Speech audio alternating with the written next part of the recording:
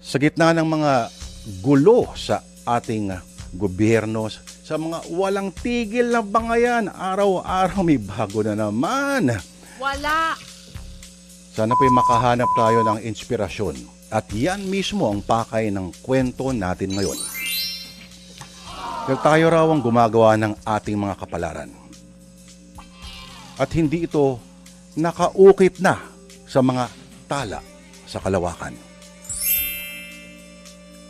Pero may magsasabi na paano raw kung ang iyong tadhana ay nakasulat na? Kung ang buhay mo ay tila may nakahandang script na pala. At ang kailangan mo lang gawin habang nabubuhay ay basahin ito at sundan na lang. Parang boring, di ba? E paano kung medyo ob-ob ka mag-memorize? Paano kung totoong kasabihan na ang pagkatao mo at ang physical mong katawan ang siyang magdidikta ng iyong magiging kinabukasan? Character is destiny, sabi ng isang Gregong philosopher. Biology is destiny rin, sabi ng iba. Halimbawa, ang katawan mo na mismo, ano ang mga kayang gawin o hindi kayang gawin ito? Sa mga taong matataas tumalon, sa ilang sports ka pwedeng maging kampiyon. Pwede ka rin bang maging akyat bahay? Baka pwede rin. Pero mataas yung risk mo. Sa mga isinilang naman na may matigas na kamao, paano ka kaya magiging milyonaryong boksingero? Sa mga pinanganak na likas na matigas ang mga mukha, pwede ka bang maging politiko? Sa mga pinanganak naman na mga ganda at mga guwapo, sa mapipili mo bang asawa na siyempre mayaman, pwede ka nang hindi magtrabaho.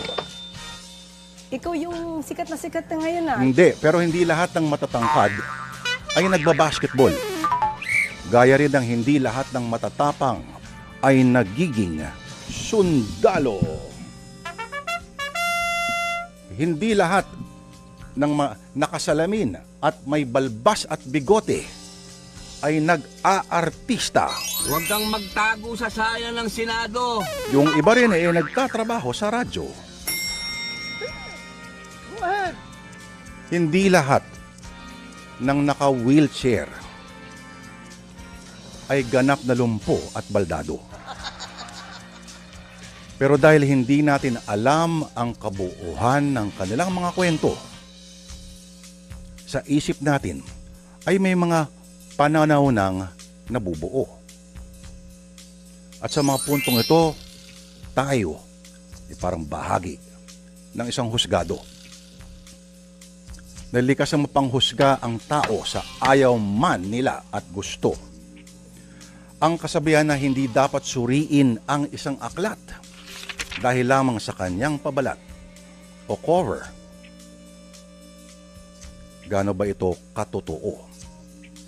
Pero hindi ba ang panlabas daw na anyo ang pinaka-misteryoso? Ang katotohanan ba'y matatagpuan sa panlabas na kanyuan? Mga kapatid, ang sagot dyan ang kwento na mismo nating susundan sa araw na ito, araw po ng Miyerkules sa Sana Lourdes, tungkol sa makikilala nating tauhan. Isang binata na may hinaharap ng magandang kinabukasan. Hanggang isang araw, ito, kawawa naman at pinagkaitan. At sinundan pa ng mas matinding panghuhusga. Kung paano mangyayari yan? Sabihin ko na lang, may kinalaman dyan ang social media. Salamat sa napakalupit ng mundo ng social media na ito. Atin na pong simulan mga kapatid ang ating kwento sa Sana Lourdes ngayong Miyerkules na pinamagatang sa trono ng lumpo